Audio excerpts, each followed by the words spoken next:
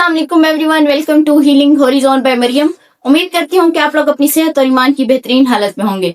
आज का जो हमारा टॉपिक है वो ये है कि बहुत सारे ऐसे लोग होते हैं जो कोई भी काम स्टार्ट करते हैं, कोई भी अपनी जिंदगी का नया कदम बढ़ते हैं, तब तो वो बहुत ज्यादा मोटिवेटेड होते हैं, लेकिन आफ्टर सम टाइम उनकी जो ये मोटिवेशन का लेवल है वो आहिस्ता आहिस्ता रिड्यूस होने लग जाता है। और बहुत सारे ऐसे लोग होते हैं जो उन्होंने एक इनिशियल स्टेप लिया होता है उससे वो पीछे हट जाते हैं क्योंकि उनसे वो मैनेज नहीं हो पा रहा होता। आज की वीडियो उन तमाम लोगों के लिए। बहुत सारे लोगों ने देखा होगा कि जब एक एरोप्लेन है उसका जो सबसे ज्यादा फ्यूल कंज्यूम तब हो रहा होता है जब वो टेक ऑफ कर रहा होता है, यानी शुरू के कुछ मिनट ऐसे होते हैं, शुरू के कुछ लम्हे ऐसे होते हैं जब उसका 90% फ्यूल कंज्यूम हो रहा था क्योंकि वो एक मुश्किल जगह से उड़ान भर रहा होता है।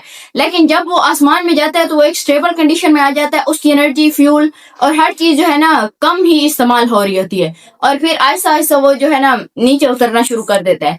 तो हमारी जिंदगी में हम क्या कर रहे हैं कि हमारा जो पहला है ना, जो हमने टेक ऑफ लेना है, वहां पर हमारी बहुत ज्यादा एनर्जी खर्च हो रही होती है, हमारा बहुत सारा टाइम लग रहा होता है, हमारे बहुत सारे रिसोर्सेज लग रहे होते हैं। तो अक्सर बेशतर लोग जो है ना वो टेक ऑफ के टाइम थोड़ी देर तो सब्र करते हैं, फिर उनका सब्र टूट जाता है और वो उस काम को छोड़ देते हैं।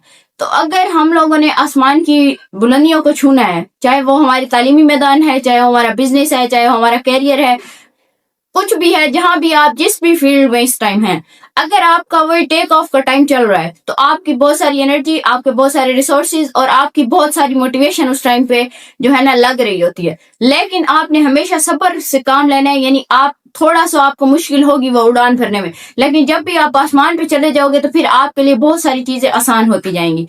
यानी अगर आपने कोई काम शुरू किया है, बहुत सारे ऐसे लोग होते हैं वो बिजनेस स्टार्ट कर लेते हैं, 1 मंथ 2 मंथ वो वेट करते हैं, उनको उस तरह की अर्निंग जनरेट नहीं हो रही होती जिस तरह वो चाह रहे होते हैं।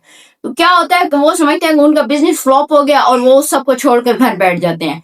इसी तरह बहुत सारे स्टूडेंट्स ऐसे होते हैं जो किसी भी फील्ड को इसलिए चूज करते हैं कि उसका स्कोप बहुत ज्यादा होगा, लेकिन जब वो स्टडी करने लगते हैं और उनको दिलचस्पी नहीं पैदा हो रही होती तो वो क्या करते हैं, छोड़ देते हैं।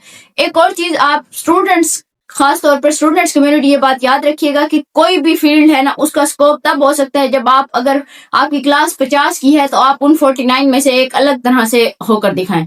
यानी अगर आप कोई भी सब्जेक्ट पढ़ रहे हैं तो आप उसको एक नए तरीके से पढ़ो, जितने के 49 स्टूडेंट्स ना पढ़ रहे हो। तो स्कोप हम खुद स्कोप है हर चीज का। अगर दुनिया में आज देखी जाए कितनी ज्यादा तरक्की हुई है तो किसने की है? वो हम इंसानों ने ही की है ना। हर अस्पताल हम कायम करने वाले, दवाइयां हम बनाने वाले, मशीनें हम बनाने वाले, ट्रेनें, जहाज इंसानों ने ही क्रिएट किया ना अल्लाह ताला की मदद से।